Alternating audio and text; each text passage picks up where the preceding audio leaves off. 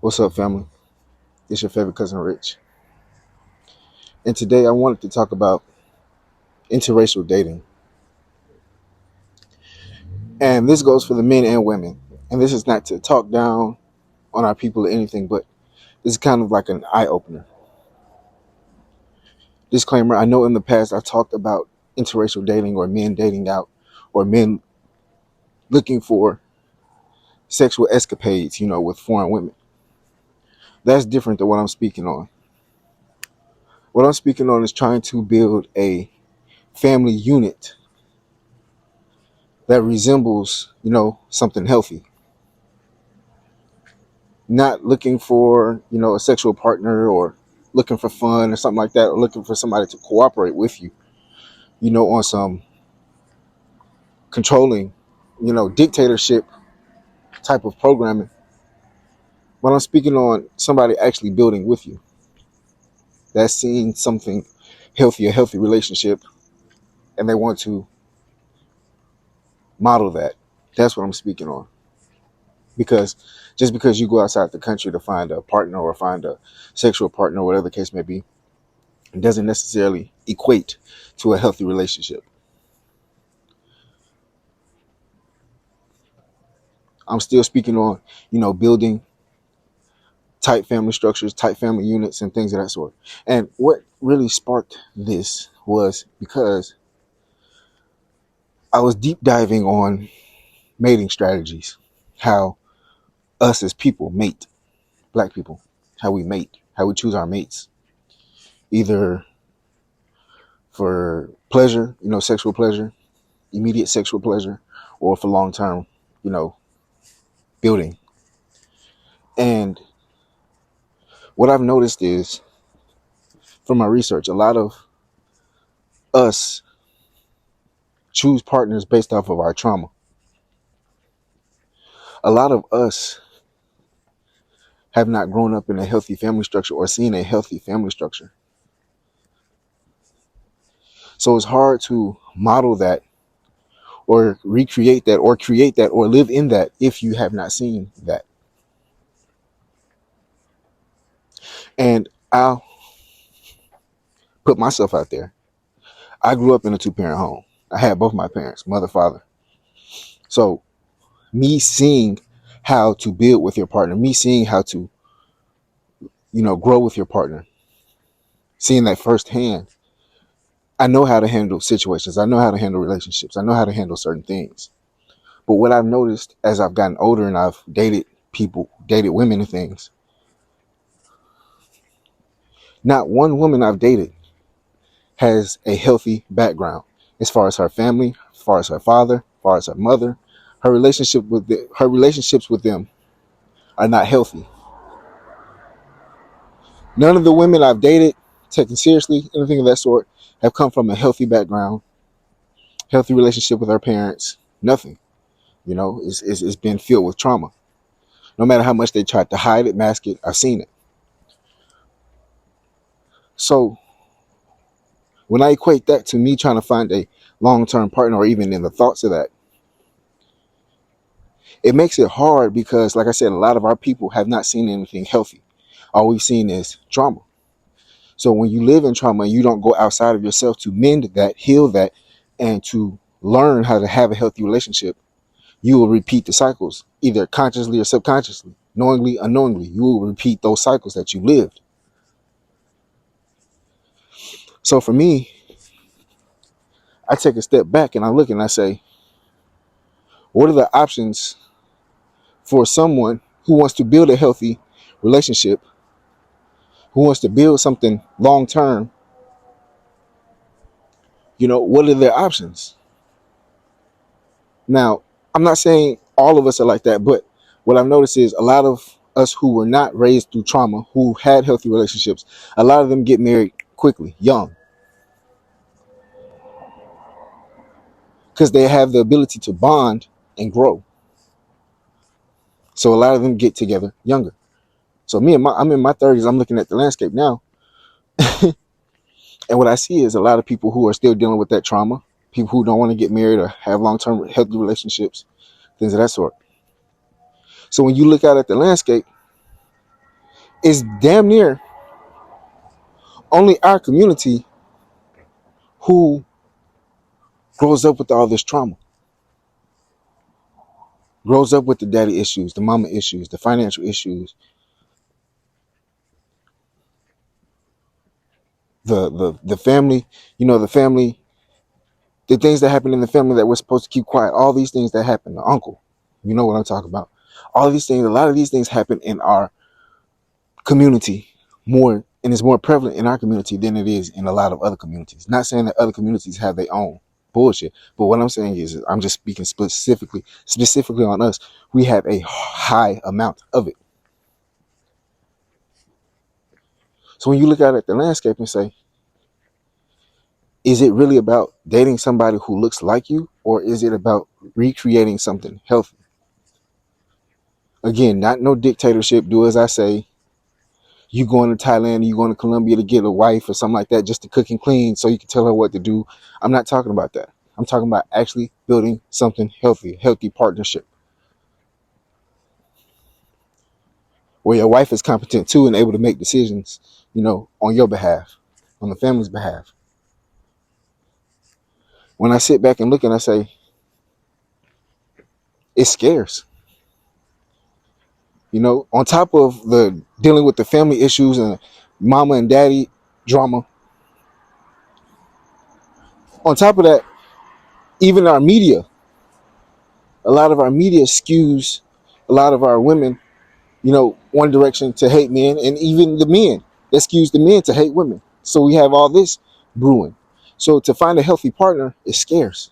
So again, I ask myself, I say, is the thing to date somebody black because you're black, or is it to really find somebody to grow with? And at the point I'm getting now is to really find somebody to grow with, because I look outside, like I said, I look outside to other cultures, other communities, and they have tighter family structures. Not saying that they don't have their bullshit, but they have tighter family structures. They are able to see, how important a father is in the home, how important a mother is in the home, how important, healthy relationships are inside the home, how to resolve conflict. They see these things firsthand. So because they see these things firsthand, it's easy for them to recreate it in their own relationships as far as mending healthy relations. As far as mending conflicts, living in healthy relationships, things of that sort. And it's sad it's gotten to this point because you look out and there's not a lot of viable options out there for a black man. And there's not a lot of viable options out there for a black woman. It's not. If you want to date somebody who looks like you, it's not. This is why I don't talk down on the black woman who gave the black man a chance and now she's dating a Bradley. I don't talk down on her because I understand it. Now she goes around and talks down on our black men without holding up a mirror to them or giving them ways to improve, or if it's not coming from an intellectual space, then that's where I have an issue with it.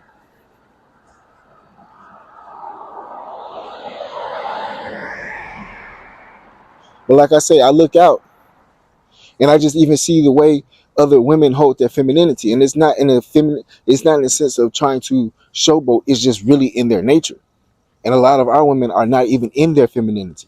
They may play it just because they wear makeup or put on dresses or women clothes, but that does not really mean that you're embracing your femininity. It's how you approaching people, how you approaching situations. Are you able to be led? Are you able to, understand? Are you able to be poured into? Are you able to support? Are you able to uplift? Are you able to motivate? Are you able to care? Are you able to love? Are you able to, have emotions, empathy? So when it comes to looking like a woman, dressing like a woman, our women have it down packed. Don't get me wrong. But when it comes to the intangibles, the stuff in the inside, we missing on that. So when I look around and I just look at other cultures and other communities, it's almost like they become more attractive, not in the physical sense, but because the intangibles that they bring to the table from when they were grown, from when they were being raised, from the things that they saw.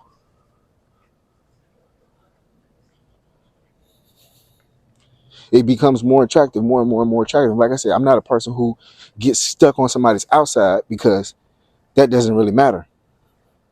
It's on the inside what matters.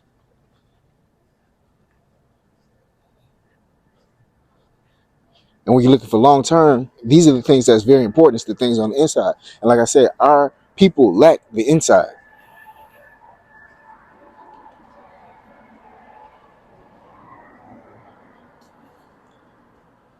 So when I call for a separation, I call for things of this sort. It's almost to the point where you have to interracially date in order to have something healthy, in order to not recreate certain traumatic bonds that you saw growing up. It's almost like you have to,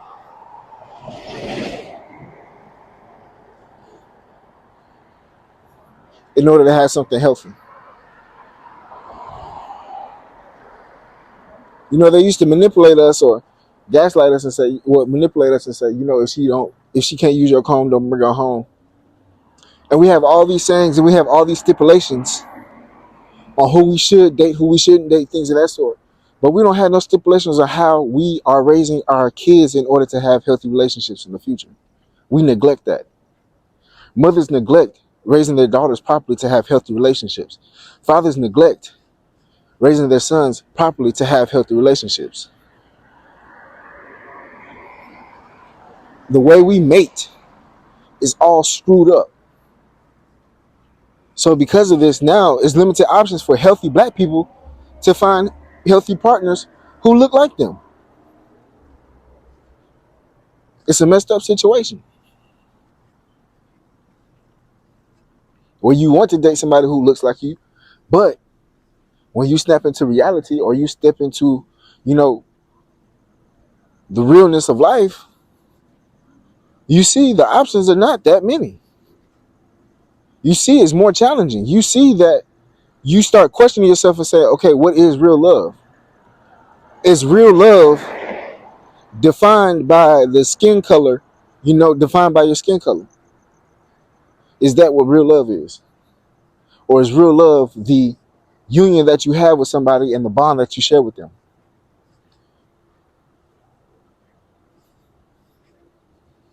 That's where I'm at now.